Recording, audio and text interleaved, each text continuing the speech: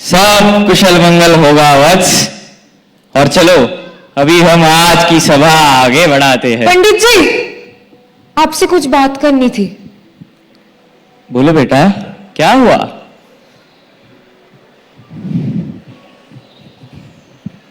जी, आपने घर पे जो 10 मूर्तियां स्थापित की थी, उन्हें कोई एक एक करके गिरा रहा है। इससे पहले कि वो सारी टूट जाए, आपको कुछ करना ही पड़ेगा। क्या? राम जी की मूर्ति? जी नहीं, उसे भी गिरा दिया गया है। क्या हुआ पंडित जी? जी, आज की सभा हम यही समाप्त करते हैं। आप चिंताहीन रहिए।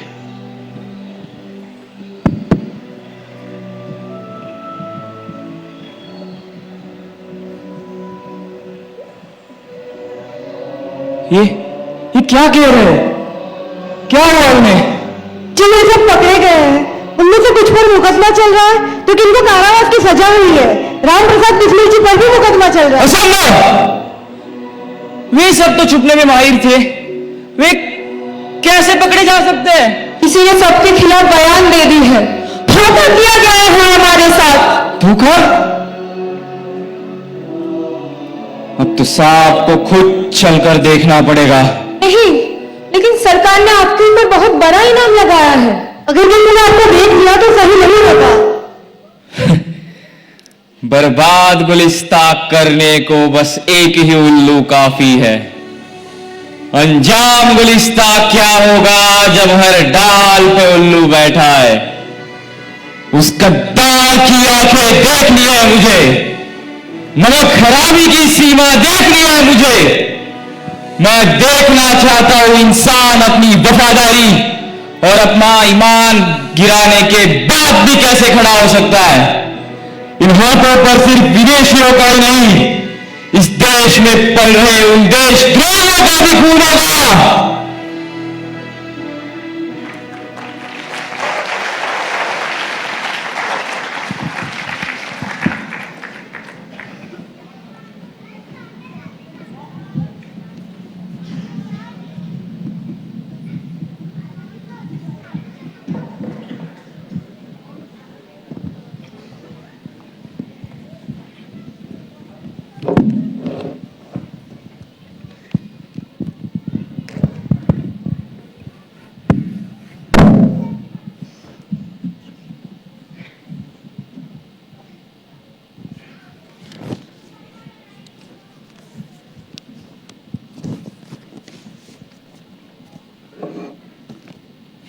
Mr. Ram Prasad, do you need a lawyer?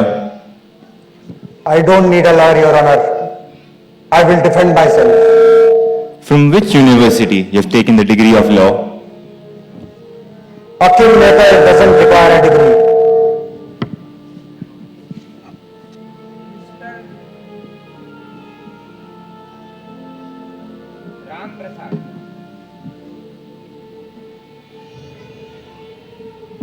Mister Ram Prasad, 9 अगस्त 1925 की रात को आप कहां थे?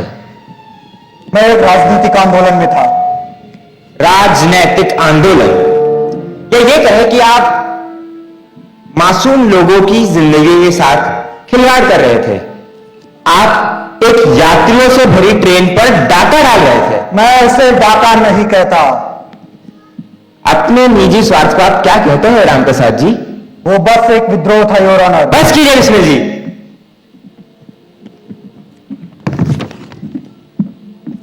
योर ऑनर, 9 अगस्त 1925 को एक डाउन सहारनपुर लखनऊ ट्रेन, जो कि सहारनपुर से लखनऊ को चलती थी, उसे काकोरी स्टेशन से 8 मील दूर चेन खींचकर रोक लिया जाता है।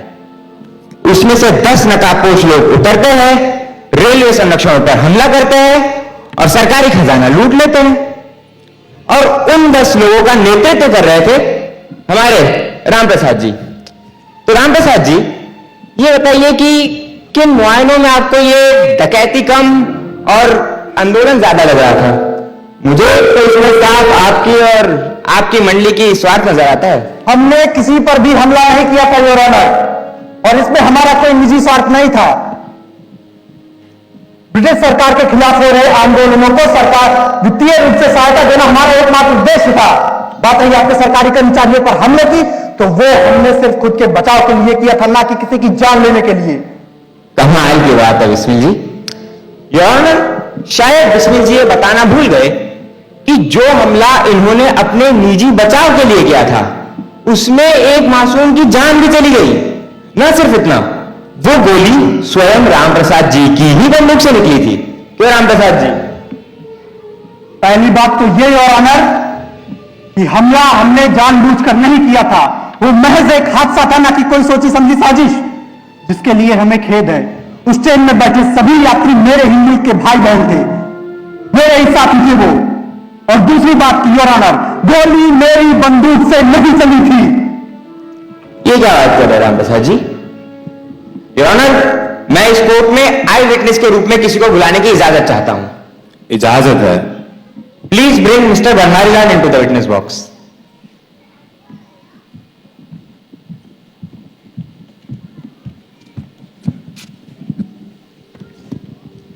तो बनवारी जी, जो बात आपने जेल में कही, क्या आप उसे दोबारा कोर्ट में बताने का कष्ट करेंगे?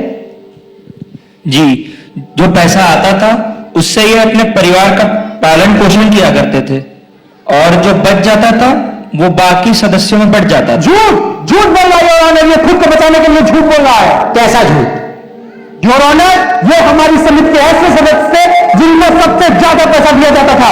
ये हर लीग में हमारे साथ शामिल थे। योर ऑनर, बनवारी, हम अपनी जेब काट के तुमको तनख्वाह दिया करते थे और तुमने हमारे साथ। ऑब्जेक्शन योर ऑनर, गवाह को धमकाया जा रहा है। अगर सच बोलना धमके योर ऑनर तो हमें धमका रहा हूं। Please keep the discussion on point. क्या आपके पास कोई सबूत है कि गोली राम प्रसाद ने चलाई है?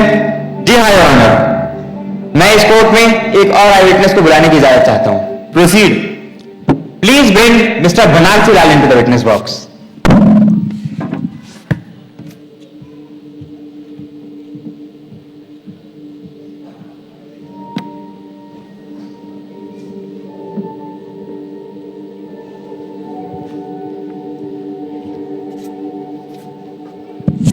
बनारसी लाल जी, ये बताइए कि 9 अगस्त 1925 की रात आप कहां थे? जी, उस रात हम काकोरी रेलवे स्टेशन से करीब 8 मील दूर थे।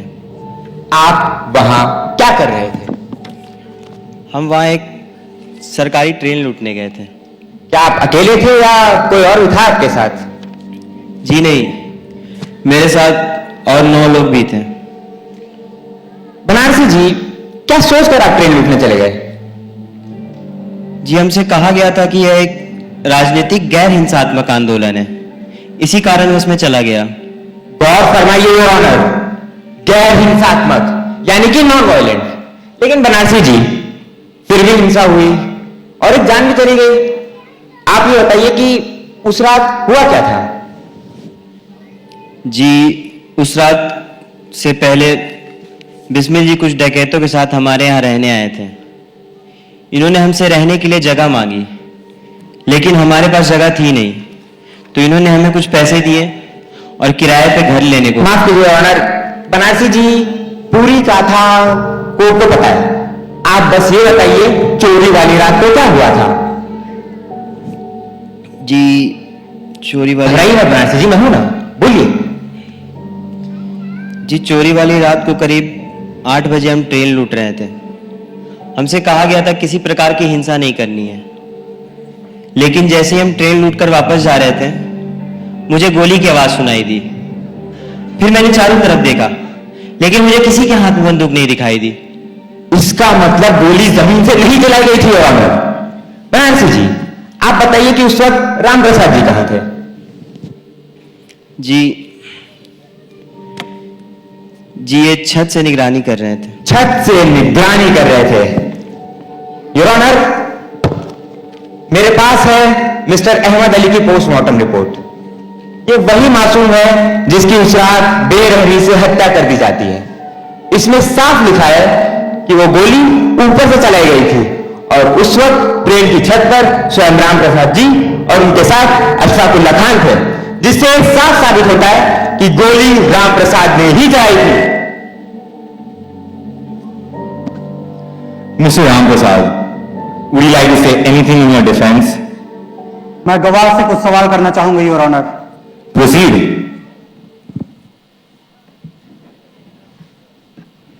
बनारसी जी, क्या आप बता सकते हैं आप हमारे साथ ट्रेन लूटने में शामिल थे या नहीं? योर ऑनर, मैं शामिल था, लेकिन अप्रत्यक्ष रूप से। और जैसे ही मुझे पता चला कि हिंसा हुई है, मैंने तो खुद को पुलिस के हवाले भी कर दिया। झूठ झूठ बोल रहा है योर ऑनर। ये बनारसी लाल अपने पूरे होश और हवास में मेरे साथ इस आंदोलन में शामिल थे। डाका डालने के जितने जिम्मेदार ये थे, उतने ही जिम्मेदार वो भी थे योर ऑनर। अगर अहमद अली के मरने के जिम्मेदार हम हैं, उतने ही जिम्मेदार बनारसी लाल जी जिनकी सजा उन्हें मिल चुकी है। सिर्फ 5 वर्ष योर ऑनर, सिर्फ 5 वर्ष मिली है सजा। योर ऑनर, इनके द्वारा दिए गए जेल में जो बयान है उसकी एक कॉपी है। इसमें इन्होंने साफ कहा है कि बंगलौरी डकैती के समय मैंने इनको सोने और चांदी के जेवरात दिए थे गलाने के लिए। इन्होंने इसमें कहा है कि अशफाकुल्ला खान ने इनको कहा था कि गहने डकैती के पैसों से आए हैं। क्यों बनारसी जी? अगर मैं उस समय इनको ऐसा देता तो पुलिस को पता चल जाता। मैं उस समय बेलगाम में कांग्रेस के अधिवेशन के मीटिंग में था। ऑब्जेक्शन योर ऑनर, ये बस कोर्ट को गुमराह कर रहे हैं। इस चीज का इस कोर्ट से कोई लेना देना नहीं है। लेना देना है योर ऑनर। अगर ये आदमी कोर्ट में शपथ लेने के बाद भी झूठ बोल सकता है तो इस बात की कितनी सच्चाई है ये आप समझ ही रहे होंगे। योर ऑनर, बनारसी लाल जैसे बयानों को की बातों को यकीन करना मुश्किल है। ये अपने फायदे के लिए कुछ भी काम करेंगे। इन्होंने खुद ही बोला इस मामले में माफी नहीं देना, तो क्या साफ नहीं है कि हमारे खिलाफ बोलकर खुद को बचाएंगे? माफी मिलने का यह मतलब नहीं है कि इनका बयान झूठा है। इनके बयानों से यह साफ सिद्ध होता है कि ये लोग एक आपराधिक षड्यंत्र का हिस्सा थे, ना कि कोई राजनीतिक आंदोलन का। और मुझे यह भी पता है कि उस वक्त चंद्रशेखर आजाद भी तुम्हारे साथ था। आज नहीं तो कल वो भी पकड़ा जाएगा। Mr. Ram Prasad, would you like to say anything else? इन नपुंसकों की भीड़ में कोई मर्द नहीं पाया जाएगा। वो तूफानों में जलने वाला चिराग है, तेरी फूकों से ना बुझाया जाएगा। अरे तुम क्या पकड़ोगे समंदर को, तुम क्या पकड़ोगे आंधी को, तुम क्या पकड़ोगे हवा को, और अगर पकड़ भी लिया तो तुम क्या पकड़ोगे चंद्रशेखर आजाद को। आजाद ही आजादी है। तुम्हें आजाद चाहिए और हमें आजादी। आजाद को तो तुम पकड़ने से रहे और आजादी हम लेकर रहेंगे। योर ऑनर, मुझे अब और कुछ नहीं कहना है।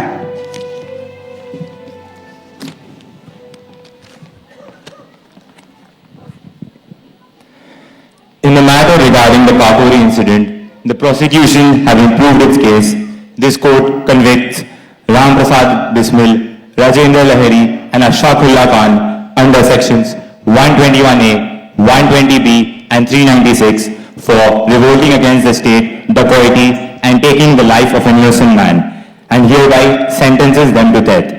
Furthermore, Thakur Roshan Singh is sentenced to 5 years of imprisonment.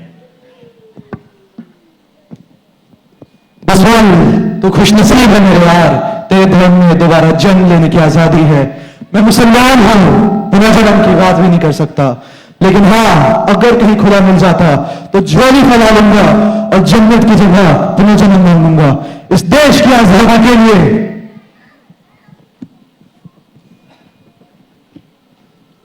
साथियों, तुम्हें क्या लगा तुम अकेले ही फांसी पर चढ़ जाओगे? तुम अकेले ही भारत मां के बेटे नहीं हो। अब ठाकुर भी तुम्हारे साथ आएगा। इनकलाब जिंदाबाद। This court also sentences you to death. The court is now adjourned.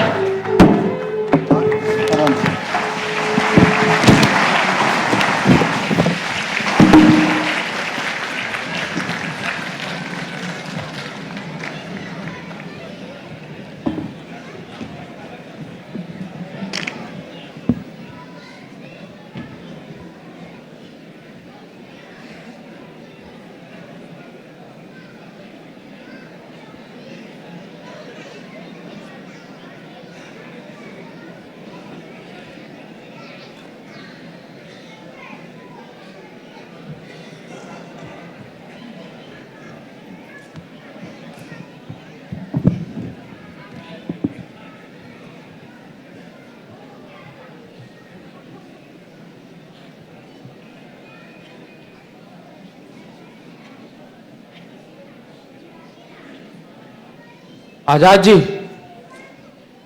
जी, आपके लिए एक चिट्ठी आई है।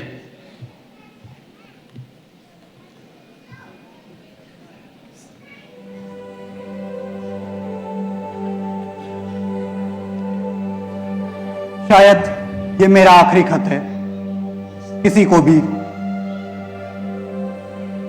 मुझे पता था वे लोग तुम्हें पकड़ नहीं पाएंगे। झूठ नहीं बोलूंगा, पर पहले मैं तुम पर विश्वास करने में संकोच करता था, पर अब नहीं। मुझे तो लगता था कि वे लोग मुझे भी नहीं पकड़ पाएंगे,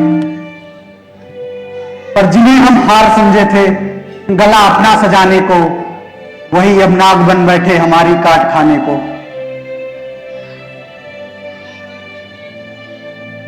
सुनवाई के आखिरी दिन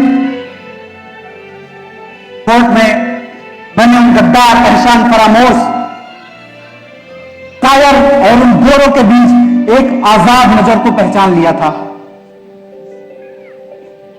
मैंने चंद्रशेखर आजाद को पहचान लिया था। मुझे पता चल गया था कि मेरी मृत्यु अब जाया नहीं जाएगी।